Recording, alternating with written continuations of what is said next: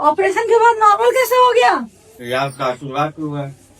तो देखिए, 2 ऑपरेशन के बाद लोग पूछते हैं, चमत्कारी हो गई है। 2 लोग पूछते हैं कि 2 ऑपरेशन के बाद नॉर्मल हो सकता है कि नहीं हो सकता है, हो सकता है कि नहीं हो हो सकता सकता है। तो इनका हुआ है। लेकिन देखिए, लेकिन आपको कहीं ऐसे नहीं कराना है। उसमें बहुत सी चीजों का ध्यान देना पड़ता है और पेशेंट का उसी समय टाका देखना होता है, उसी समय पोजीशन देखना होता है।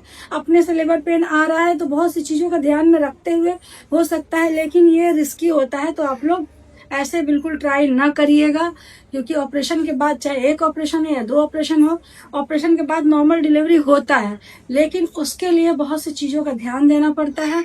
और हम आपको बताएंगे कि उसमें किस किस बात का आपका ध्यान होता है, कब आपको ऑपरेशन के बाद नॉर्मल डिलीवरी कराना है, कब आपको नहीं कराना है। ये कितनी डिलीवरी हुई है? ये कौन सी डिलीवरी ये है? हमारी तीसरी डिलीवरी। तीसरी। ये यहाँ की तीसरी डिलीवरी है। तीसरी डिलीवरी है। तीनों डिलीवरी हमारी नॉर्मल हुई है।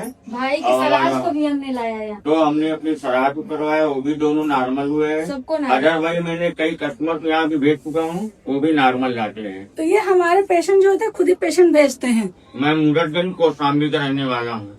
तो ये वाला बच्चा कैसे हुआ था? ये नॉर्मल हुआ है। इससे पहले दोनों कैसे हुए थे? ऑपरेशन ऑपरेशन के बाद नॉर्मल कैसे हो गया? तो इनका ऑपरेशन इससे पहला वाला जो ऑपरेशन से बच्चा था वो 10 साल, बड़ा वाला बच्चा कितना साल? 10 साल। तो 10 साल का गैप है।